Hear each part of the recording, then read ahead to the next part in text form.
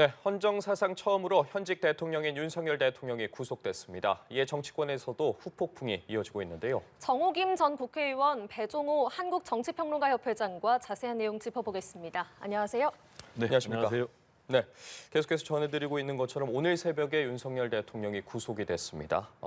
비상계엄 선포 이후 47일 만의 일이고 현직 대통령이 구속되는 것도 헌정사상 처음 있는 일입니다. 그렇기 때문에 구속된 이후에 계속해서 여러 속보들이 들어오고 있고 경찰, 수사기관 그리고 법원에서까지도 입장이 이어지고 있습니다. 관련한 내용들 저희도 들어오는 거 통해서 계속해서 이야기 나눠보도록 할 텐데 먼저 어제 구속 상황 어떻게 보셨는지 여쭤보겠습니다.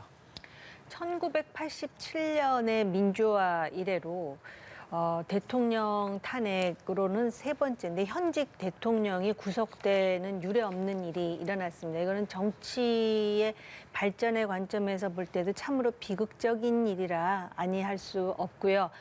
그럼에도 불구하고 왜 대통령은 비상계엄을 선포했을까에 대해서 여전히 안타깝고 굉장히 아쉬운 마음이라는 것에 더해서 이 구속영장을 발부한 것에 대한 지금 불만과 반발이 굉장히 크게 일어나고 있지 않습니까? 예. 그 이유는 2년 전에 이재명 대표의 그 구속영장이 기각되면서 그 당시 그 이유 중에 야당 대표라는 이유도 들어갔었고요.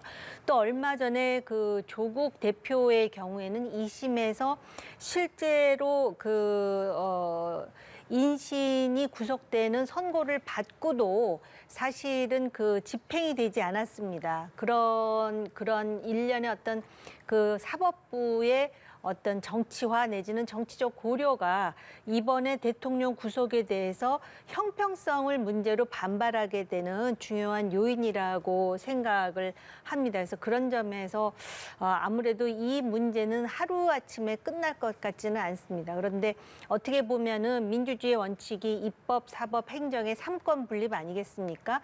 그래서 사실은 이 구속영장 발부된 것에 대해서 반발이 옳다 그르다를 떠나서 사법부에게 주는 메시지도 상당히 크다라고 생각을 합니다. 예, 계엄 이후에 지금까지 상황 계속해서 지켜보셨을 텐데 어제 결국 윤 대통령이 구속이 됐습니다.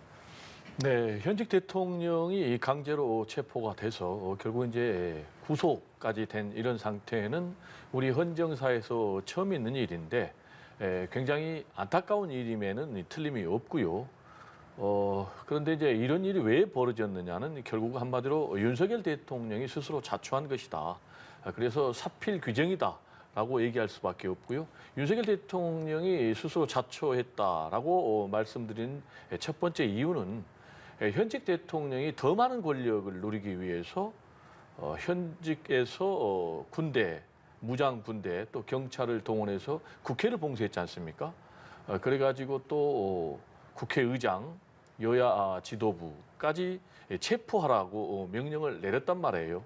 심지어는 이제 국회 비상계엄 해제 의결을 방해하려고 총을 쏴서라도 문을 부수고 끌어내라 국회의원들을. 또 도끼로 문짝을 부수고라도 현직 국회의원들을 끌어내라. 라는 그런 명령까지 내렸다는 구체적인 진술 그리고 증거들이 나왔기 때문에 윤석열 대통령에 대한 이 구속은 당연한 것이다. 라고 생각이 되고요. 그 과정에서 윤석열 대통령이 스스로 수사기관의 출석 요구에 응했다면 여기까지 왔겠는가라는 생각이 들고요. 또 두 번째로는 그래서 본인이 출석을 안 하니까 체포영장이 청구가 됐고 체포영장이 또 발부까지 법원에서 됐지 않습니까? 그럼에도 불구하고 이제 경호처 인력들을 내세워서 물리적으로 법원이 적법한 절차에서 발행한 영장까지 거부를 했단 말이에요. 예. 그러다 보니까 결국은 본인이 출석이라고 했지만 강제 체포된 건데 또 수사기관에 체포돼 가지고도 일절 수사에 불응하는 그래서 스스로 사법의 질서를 문란하게 하는 이런 부분에 대해서 사법부의 영장 판사가 좀 무겁게 책임을 본 것이 아닌가 이렇게 생각이 되고요. 예. 이왕 이렇게 됐기 때문에 국정 혼란을 신속하게 종식시키는 길은 두 가지밖에 없습니다. 하나는 윤석열 대통령에 대한 내란죄 수사가 신속하게 진행되는 것, 또 그리고 두 번째로는 현재 진행 중인 탄핵 심판이 신속하게 진행되는 것. 근데 이제 윤석열 대통령은 수사나 탄핵 심판 모두 지금 방해 지연 작전으로 나오고 있는데 그럼에도 불구하고 흔들림 없이 수사 또 탄핵 심판이 진행돼야 된다라는 말씀을 드립니다. 예, 이 영장실질심사에서 윤석열 대통령은 직접 출석을 해서 구속이 부당하다 이렇게 주장을 했지만 법원은 증거인멸의 염려가 있다면서 받아들이지 않았습니다. 영장을 발부했는데요. 이 영장 발부의 결정적인 요인이 뭐였다고 보십니까? 그러니까 보통 이제 구속영장을 발부할 때 도주 및 증거인멸의 우려를 이제 굉장히 중요한 사유로 뽑고 있거든요. 범죄 행위의 소명과. 그런데 증거인멸과 관련해가지고 아마 그 소환에 응하지 않은 부분에 더해서 실제로 이제 대통령이 자신의 휴대폰을 계엄 선포 이전에 바꿨다. 그리고 이제 텔레그램에서 그 빠져나갔다. 뭐 이제 이런 것도 그 이유로 지금 들고 있는 것 같습니다. 그래서 증거인멸의 사유가 있다라고 본 부분하고 그다음에 이제 그 범죄 행위와 관련해 갖고 이미 그 내란죄 혐의를 받는 중요 가담자들이 전부 지금 구속된 상태 아니겠습니까? 예. 그래서 그런 이유로 아마 판사는 영장을 발부해 준 것으로 알고 있습니다. 예, 앞서 윤 대통령 구속이 윤 대통령이 스스로 자초한 일이다 이렇게 말씀을 해주셨는데 법원이 영장을 발부한 결정적인 요인은 뭐였다고 보시는지요? 제가 볼 때는 뭐 종합적으로 말씀드리면 결국은 윤석열 대통령이 이 법치주의를 무시한 그런 태도를 계속하니까 법원에서는 구속영장을 발부할 수밖에 없었다라는 생각이 들고요. 흔히들 이제 구속영장에 대해서 실질 심사할 때 법원의 영장 판사가 판단하는 것은 두 가지입니다. 하나는 범죄 혐의가 소명이 됐는지, 그리고 또 하나는 도주나 또 증거인멸의 우려가 있는지.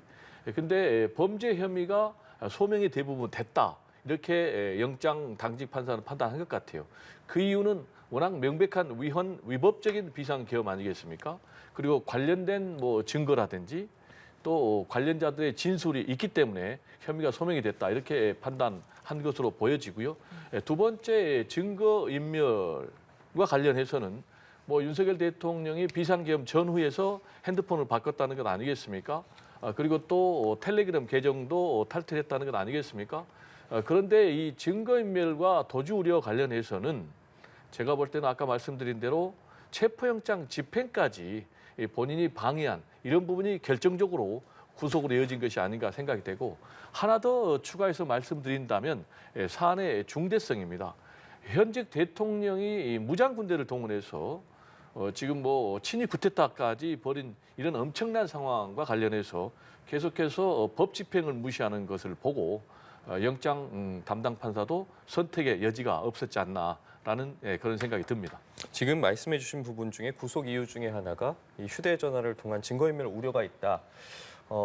그 부분에 대해서 말씀을 해주셨는데 이와 관련해서 여야 지금 정치권 반응도 이어지고 있고 앞서 여당 같은 경우에는 권영세 비대위원장이 그 부분을 언급을 했습니다. 전화기를 바꿨다고 증거인멸 우려가 있다고 보기는 어렵다. 사법 절차가 좀 신중히 적용이 돼야 한다라고 하면서 이야기한 게 지금 야당의 전 현직 의원들의 또 예를 들기도 했거든요. 이 부분에 대해서는 좀 어떻게 들으셨습니까? 일단 뭐 권영세 비대위원장 같은 경우는 굉장히 이 유감을 표명을 했어요.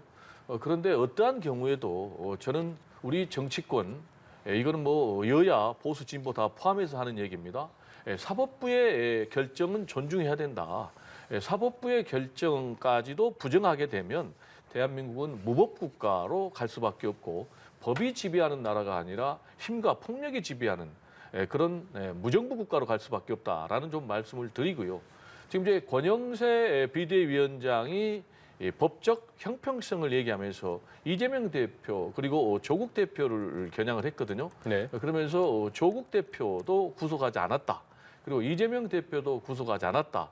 이렇게 이제 주장을 하고 있는데 지금 이재명 또 조국 두 사람이 무장 군대를 동원해서 비상계엄을 한 건 아니지 않습니까? 그리고 두 사람에게 체포영장이 발부된 것도 아니고요. 또 두 사람이 이 경호력을 동원해 가지고 이 체포영장 집행을 거부한 것도 아니고요. 또 수사기관에 불응한 것도 아니고요. 그렇기 때문에 이것과 비교한 것은 제가 볼 때 좀 비교가 불가한 그런 비교가 아닌가 생각이 듭니다. 예, 민주당에서도 구속영장이 발부된 이후에 여러 반응들이 나왔고 오늘 또 회의들이 이어지게 됩니다. 입장을 내놓았는데 그 부분에 대해서는 좀 어떻게 들으셨는지 여쭤보겠습니다. 뭐 정치권에서는 그동안 한치의 그 예외도 없이 자기 당에 유리한 결정이 나오면은 아주 그 훌륭한 결정이라고 찬양을 하고 또 불리하다라고 생각하면 사법부를 아주 가열차게 비난하는 그런 그 전례가 반복되어 왔던 것이 사실입니다. 그리고 이번에 대통령에 대한 구속영장에 대해서 지금 국민의힘이 이렇게 반발하는 것이 단순히 이재명 대표라든지 조국 전 대표와의 형평성의 문제라기보다는 예. 이재명 대표의 경우에 아까도 제가 말씀드렸지만 2년 전에 구속영장이 발부되지 않은 이유 중에 하나로 판사가 당시에 야당 대표라는 점을 또 그 명시한 적이 있습니다. 그다음에 조국 대표의 경우에는 인신 구속형이 나왔음에도 불구하고 그냥 활동을 하지 않았습니까? 이게 단순히 무슨 소환을 받았느냐 또는 그 소환에 불응했느냐 또는 뭐 군사를 동원했느냐의 여부를 떠나서 사법부라면 그동안에 이러한 부분에 대해서도 법치에 맞게 판결을 했으면 국민의힘이 비난하는 지금 현재 이렇게 반발하는 빌미를 제공하지는 않았을 것이라는 점은 분명하고요. 또 국민의힘이 이렇게 상당히 유감이다라는 입장을 명기하면서 향후 사법 절차가 공정 신중하게 진행돼야 된다라는 점을 또 강조한 이유는 역시 이재명 대표를 염두에 두고 하는 것이다. 지금 여러 개의 재판을 지금 앞두고 있는 이재명 대표가 그동안에 소위 법원에서의 그런 어떤 문서도 받으려 하지 않고 이사불명이라든지 폐문부재라든지 이렇게 함으로써 굉장히 지연하려고 하는 그런 모습을 보인 것, 이게 국민의힘이 주장해서가 아니라 이거는 이미 국민들이 알고 있는 사실 아니겠습니까? 그러니까 사법부의 결정에 대해서 존중하는 자세만큼 중요한 거는 이제 사법부도 이런 정치적 이슈에 대해서 법치만 봐야 된다라는 것을 다시 한번 각인시켜주는 하나의 그 교훈이 아니겠는가 이런 생각을 하고요. 그럼에도 불구하고 향후에 지금 이 정치 일정과 탄핵 심판이라든지 또는 이재명 대표의 재판이라든지 이게 연결되다 보니까 사법부의 어깨가 훨씬 더 무거워진 것은 분명합니다. 이럴 때일수록 원칙과 정도를 사법부가 밟을 것이라고 조심스럽게 기대를 해봅니다. 예. 국민의힘의 전반적인 입장을 보면 말씀을 해주셨지만 법원의 판단이 매우 안타깝다 이렇게 유감을 표했고 그리고 앞으로 사법 절차가 공정하고 신중하게 진행돼야 한다. 정우김 의원께서는 이게 이재명 대표를 염두에 두고 이런 얘기가 나온 것이다라고 말씀을 해주셨는데 이 부분에 대해서는 어떤 말씀 주시겠어요? 네, 뭐 꼭 이재명 대표를 염두에 두고 하신 말씀은 아니고 원칙론을 말씀하신 것으로 보여지고요. 저도 개인적으로 뭐 여야 보수 진보 또 사람을 가리지 않고 우리 사법부가 법과 원칙에 따라서 판단할 것이다 이렇게 보여지고요. 지금 굉장히 혼란을 좀 유발하는 국민의힘 측의 좀 입장이 있는데 예. 이번에는 지금 1심, 2심, 3심의 판단의 문제가 아니고요. 구속영장 판단의 문제거든요. 그 이전에 체포영장이 적합했느냐의 판단이 있었고요. 그 이전에 수사기관에 이 출석 요청을 했느냐의 문제가 있었고요. 그러니까 다시 돌아가면 윤석열 대통령이 위헌 비상계엄을 한 것이 문제인 거예요. 그리고 두 번째로는 이것과 관련해서 수사기관이 조사를 하겠다라고 하니까 그 출석을 거부한 것이 문제가 된 거예요. 그러다 보니까 강제로 지금 출석을 요구할 수밖에 없었어요. 그래서 체포영장을 청구를 했고 법원에서 이 체포영장이 발부가 됐는데 이것과 관련해서도 윤석열 대통령 본인도 그러고 변호인단도 그러고 이 수사기관도 불법이다. 그리고 체포영장을 발부한 법원도 불법이다. 라면서 완전히 우리 사법체계를 부정을 했단 말이에요. 그러다 보니까 이제 결국은 강제 체포가 되니까 본인이 나는 자진 출석한다라고 얘기를 했고 그러면 그 전에 또 수사를 거부하면 선임계를 안 내야 되는 거 아니에요? 근데 또 선임계를 냈어요.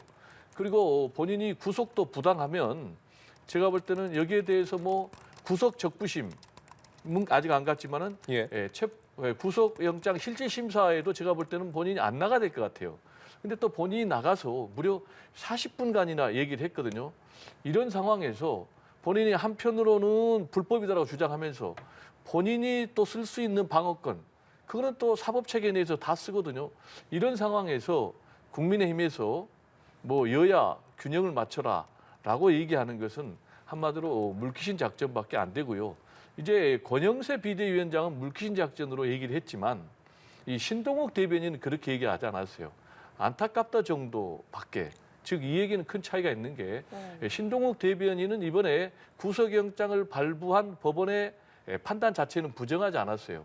근데 저는 이 신동욱 대변인이 굉장히 성숙한 입장을 내놨다고 생각을 합니다. 신동욱 대변인이 이렇게 성숙한 결과를 내놓은 이유는 저는 평소에 그 사람의 성정과 좀 수준이 반영이 됐다고 생각을 합니다.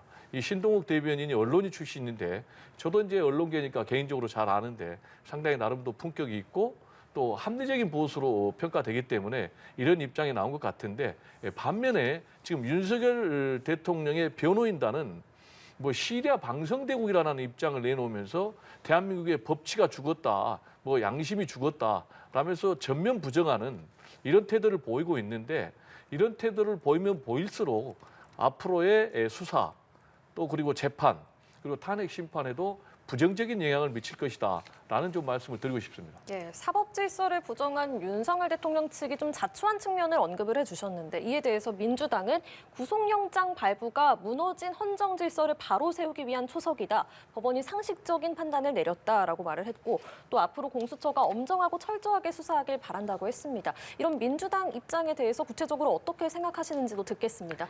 제가 모두에 말씀드렸듯이 애초에 대통령이 왜 비상계엄 선포를 했는지 참 애석하고 안타깝다라고 제가 모두의 전제를 깔지 않았습니까? 그리고 실제로 지금 대통령이 소환을 거부하고 또 몇 차례에 걸쳐서 체포 적부심이라든지 법원의 판단을 받았고 또 서부지법뿐만이 아니라 중앙지법의 판단도 받았습니다. 그런 상황이기 때문에 실제로 법에 하자가 있다라고 저도 개인적으로는 생각하지 않습니다. 그러나 이제 이 과정에서 왜 공수처의 체포영장은 중앙지법에 받아야 함에도 불구하고 굳이 서부지법을 택했느냐라는 질문에 대해서는 그 자체가 법적으로 하자가 없다 하더라도 지금 윤석열 대통령 측의 변호인이나 대통령으로 하여금 빌미를 준 것은 분명하지 않습니까? 그리고 어찌됐든 간에 그 헌정 질서를 바로 세우기 위한 초석이고 법원이 상식적인 판단을 내렸다라고 민주당이 평가한다면 민주당 관계자의 향후 재판에 대해서도 일관성 있는 입장을 낼 것이다라고 또 제가 한번 기대를 해보겠습니다. 그러니까는 지금 이 상황에서 가장 중심을 잡아야 될 부서는 아마 사법부가 되지 않을까 이런 생각을 하고요. 사법부가 지금 헌재를 통해서는 대통령 그리고 이 법정을 통해서는 지금 이재명 대표의 명운을 지금 이제 그 좌우할 수 있는 입장에 놓여 있기 때문에 아까도 말씀드렸듯이 법에 따라서 상식적인 판단을 해야지 여기서 정치적 고려를 해서는 안 되고 이미 아까 계속 강조했듯이 이재명 대표라든지 조국 대표와 같이 누가 보더라도 이거 정치적인 고려를 한 거 아니야라는 불필요한 오해나 이해를 받지 않는 것이 앞으로 사법부가 할 일이라고 생각을 합니다. 이어서 그럼 이 부분 좀 여쭤볼게요. 앞서 협회장께서 지금 윤 대통령 측의 입장을 말씀을 해주시면서 향후에 뭐 구속적 부심 신청할 것 같다, 청구할 것 같다라고 말을 했는데 그 부분에 대해서는 좀 어떻게 보세요? 향후 좀 어떻게 대응할 것 같으세요? 저도 구속적부심 신청을 할 것 같습니다. 그리고 제가 좀 조심스러운 부분은 우리가 이제 그 다음에 얘기를 할 것이지만은 그 지지자들이 지금 굉장히 그 격하고 거칠고 거의 폭력을 지금 행사하는 상황인데 이거 자체는 아주 바람직하지 못할 뿐만 아니라 철저히 수사해갖고 엄격한 처벌을 해야 되는데 그 과정에서 그 윤 대통령 그 변호인 측이 또는 뭐 대통령도 그렇고 이들에 대해서 이제 그 감사를 한다거나 그러나 이제 이러한 폭력적인 행동은 하지 말아달라는 편지를 지금 낸 것으로 알고 있거든요. 아무튼 그 지금 보는 입장에서는 아마 그 지지자들의 어떤 그 지지와 격려와 응원이 필요하다라고 생각하는 그런 측면이 있는 것 같은데 그래서 그런 차원에서 지지자 결속을 위해서라도 구속 적부심에 또 이제 그 신청을 하지 않을까 개인적인 조심스럽지만 생각은 드는데 무엇보다도 윤 대통령 측에서 이 지지자들의 폭력적 행위에 대해서는 먼저 누구보다도 먼저 이거는 잘못된 것이고 대통령이 지금 그 명분이 그거 아닙니까? 비상계엄 선포하면서 무너진 법치를 바로잡기 위해서 했다 그러는데 이렇게 법치를 지지자들이 무너뜨리면 이거는 자신들이 지지하는 대통령에게도 누가 되는 일이라고 생각을 합니다. 그래서 그런 차원에서 오히려 이러한 그 폭력적인 행동을 하지 말아달라는 얘기는 윤 대통령 측에서 먼저 나와야 된다라고 봅니다. 예, 말씀해 주신 것처럼 윤 대통령의 구속영장이 발부된 이후에 서울 서부지법 현장에서 지지자들의 난동이 있었습니다. 앞서 저희도 현장을 연결해서 본 것처럼 경찰청장 직무대행이 엄중히 대응하겠다. 현장 점검까지 했거든요. 그 전에는 지휘부 회의까지 화상으로 열었습니다. 이 상황에 대해서는 좀 어떻게 보고 계세요? 정말로 우려되는 상황이죠. 말씀하신 대로 대한민국 법치주의에 대한 정면 도전이다고 생각을 하고요. 관련자 전원 엄벌에 처해야 된다라고 생각을 하고요. 일단 수사 당국에서도 한 45명 정도를 현장에서 체포해서 연행했다는 것 아니겠습니까? 예. 그래서 뭐 전원 구속하겠다라는 방침인데 지금 이 모습을 보면서 지난 미국의 대통령 선거 이후에 트럼프 대통령이 이제 낙선한 이후에 지지자들이 미 의회 의사당을 점거하는 폭력 난동 사태가 있었지 않습니까? 이번에도 현장에서 윤석열 대통령을 지지하는 그런 사람들이 서부지법 경내까지 들어가가지고 뭐 유리창을 깨고 난동을 부렸는데 심지어는 당담 영장 판사를 뭐 색출하러 다녔다는 것 아니겠습니까? 그래서 차마 입에 담기 어려운 그런 표현들을 썼다고 하는데 만약에 그 현장에 영장 담당 판사가 없었기에 다행이지 현장에 있었다면 어떤 일이 일어났을까 상당히 좀 생각만 해도 끔찍하고요. 지금 뭐 인터넷에는 체포 적부심 관련해서 기각을 내렸던 그 판사에 대해서 뭐 살해하겠다라고 하는 글을 올린 사람이 지금 뭐 경찰에 체포돼서 수사를 받고 있는 상황에서 지금 차은경 판사에 대해서도 이렇게 성난 지지자들이 난동을 부리고 있는데 이 영장 담당 판사는 이재명 대표의 측근이라고 할 수 있는 이 정진상 실장의 구속적부심에서 기각을 한 그런 굉장히 실력 있고 원칙적이고 또 무색무취한 판사로 인정을 받고 있거든요. 그래서 이런 부분에 대해서는 제가 볼 때는 이번에 엄단해야 되고 우리 이제 의원님께서도 말씀하셨지만 지금 윤석열 대통령이 해야 될 일은 깊은 자기 성찰을 해야 될 때지 지지자들 향해서 계속해서 선전선동을 해서 이런 폭력 사태와 난동 사태가 일어나게 하면 안 된다. 그래서 이 부분과 관련해서 오히려 본인이 진정한 지도자라면 본인이 뭐 비상계엄을 나라의 질서를 잡기 위해서 단행했다라고 지금 강변하고 있는데 그런 대통령이라면 이렇게 난동을 부리고 또 폭력을 사법부까지 행사하는 지지자들 향해서 자제해달라라는 강력한 요청을 해야 된다라는 좀 말씀을 드립니다. 예, 제가 알겠습니다. 예. 잠깐 그 정진상이라는 사람 구속 적부심을 기각했다라는 이유 때문에 실력 있다라고 평가하는 것에 대해서는 이의를 제기하고 싶습니다. 사람이 그런 것을 가지고선 기각 판결을 내렸다는 이유로 실력 있는지 없는지의 평가 기준이 된다면은 바로 같은 이유로 지금 정진상에 대해서는 기각하면서 왜 대통령에 대해서는 구속영장을 발부했느냐라고 또 한쪽에서 비난하고 그러니까 반발하고 폭력까지 행사하는 거 아니겠습니까? 판사들은 그냥 법대로 하시고요.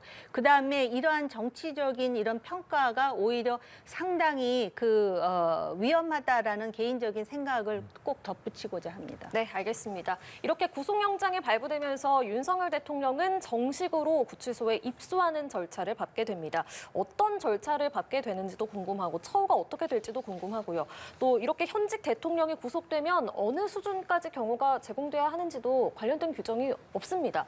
어느 정도로 경호가 되는 게 바람직하다고 보십니까? 아마 구치소와 경호처가 협의해야 될 것 같고요.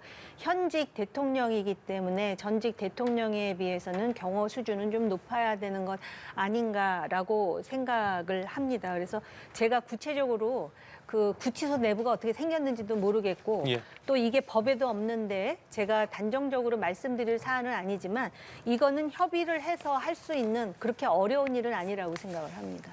예. 아마 경내는 구치소가 맞고 그다음에 구치소 바깥에는 경호처가 하는 그런 일련의 그 합의가 이루어지지 않을까 이렇게 예상합니다. 예. 어떻게 전망하세요? 이거는 뭐 이미 전례가 있어요. 현직 대통령도 경호를 받아야 되지만 전직 대통령도 경호를 받거든요. 예. 그리고 이제 윤석열 대통령 같은 경우는 지금 구속된 상태지만 현직 대통령이기 때문에 당연히 경호와 의전 대상이고요.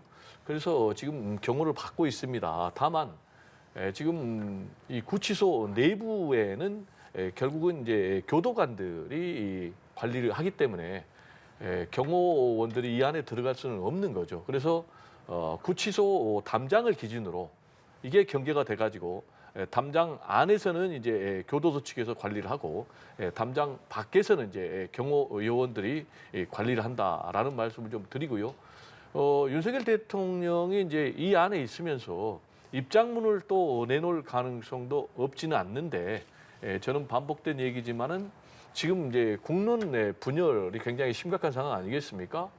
지금 뭐 완전히 진영 대결로 폭동과 폭력이 일어나고 심지어는 뭐 사법부에 대한 그런 폭력과 난동이 이뤄지고 있는 상황이기 때문에 이걸 더 이상 조장하면 안 된다. 뭐 끝까지 싸워야 된다라면서 지지자들을 선전선동하면 안 된다라는 말씀을 드리고 아까 이제 차은경 판사에 대해서 제가 정진상 씨 구속적부심을 기각해서 실력이 있는 그런 판사라고 한 적은 없고 언론에 다 보면은 20년 차 된 중견의 실력 있는 판사라고 평가가 돼 있는 것이 그건 제 개인적인 평가가 아니고 언론 그리고 또 동료 판사들의 일반적인 평가다라는 말씀을 드리고 제가 정진상 전 실장에 대해서 기각했다라는 말씀을 드린 이유는 이 차은경 판사가 정치적으로 전혀 특정 정파에 편향된 그런 판사가 아니다라는 말씀을 드린 겁니다. 예, 알겠습니다.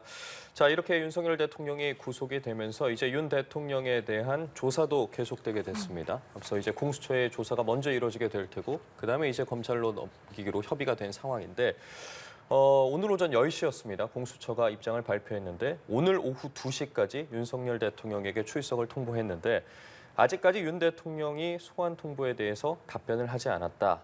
그러면서 이제 기자들의 질문에 강제 조사나 방문 조사는 아직 계획이 없다, 검토 중이다 이런 소식이 들어왔거든요. 공수처의 입장에 대해서는 어떻게 들으셨습니까? 공수처는 아마 이제 결국 2시에 출석 통보를 했는데 예. 안 하게 되면은 소위 이제 강제로 조사를 하든지 아니면 본인들이 방문 조사를 할 수 있는 방법이 있다라고 이제 하는 것 같고요. 윤석열 대통령 측에서는 애초에 지금 그 공수처가 내란죄에 대해서 수사할 수 없음에도 불구하고 공수처가 했다라는 점하고 그다음에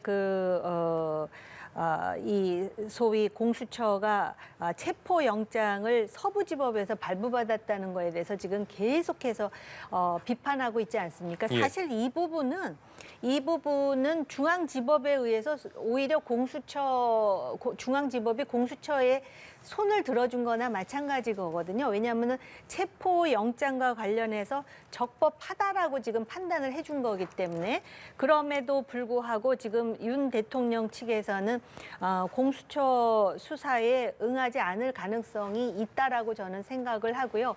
그렇게 되면 아마 적절한 시점에 검찰로 이게 넘어가서 검찰 수사를 받게 되지 않을까 이렇게 생각을 하고 이게 지금 윤 대통령 측이 이렇게 이제 이제 완고한 입장을 취하더라도 소위 이제 내란의 소위 주요 가담자라고 하는 사람들에 대한 수사 내용이 검찰에 의해서 지금 전부 이렇게 지금 쌓여 있는 것 아니겠습니까?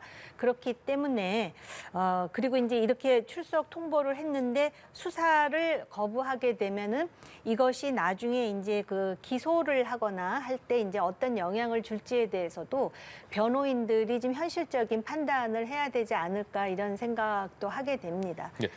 말씀해 주신 부분이 궁금해요. 지금 어쨌든 공수처가 먼저 수사를 하게 되는데 윤 대통령이 지금 일관되게 수사에 응하지 않고 있는 상황이고 조사에 응하지 않고 있는 상황이고 검찰로 넘어가게 됐을 때 그러면 좀 조사에 응할 거라고 보십니까? 저는 윤석열 대통령은 공수처에게 보여줬던 그런 행태를 계속할 것이다 라고 생각이 됩니다. 왜냐하면 지금 윤석열 대통령은 지금까지는 공수처 수사가 불법이다라는 이유로 지금 수사를 거부하고 있는 것이 있는가 하면 또 하나는 자신의 비상계엄은 사법적인 판단의 대상이 되지 않는다. 그래서 일개 검사, 일개 판사에 대해서 내가 판단을 받을 대상이 아니다라는 그런 입장을 계속 보여주고 있거든요. 그래서 이제 공수처에서 10일 그리고 또 검찰에서 10일 해가지고 최종 이제 기소 여부를 결정할 것 같은데 기소권은 지금 공수처에 없거든요. 그래서 공수처가 한 7일 정도 조사를 하다가 결국 이제 검찰에 넘기면 검찰이 최종 마무리 조사하고 기소할 것으로 보여지는데 공수처 조사에서는 지금까지 했던 묵비권을 계속해서 사실상 조사를 거부하는 그런 모습을 보여줄 것 같고요. 검찰에 가서도 역시 똑같은 그런 행동을 보여줄 것 같습니다. 그렇게 되면은 이제 이 묵비권 행사가 본인에게 유리하냐 불리하냐라는 것이 굉장히 중요한데 일단 법조계 전문가들은 묵비권을 행사한다는 것은 사실상 범죄를 시인하는 것이다. 예, 알겠습니다. 저희가 배종우 평론가님 말씀 도중에 급히 현장을 연결했는데요. 양해 부탁드리고요. 저희 두 분과는 여기서 인사 나누도록 하겠습니다. 정호김 전 국회의원, 배종우 한국정치평론가협회장과 함께했습니다. 고맙습니다. 고맙습니다. 감사합니다.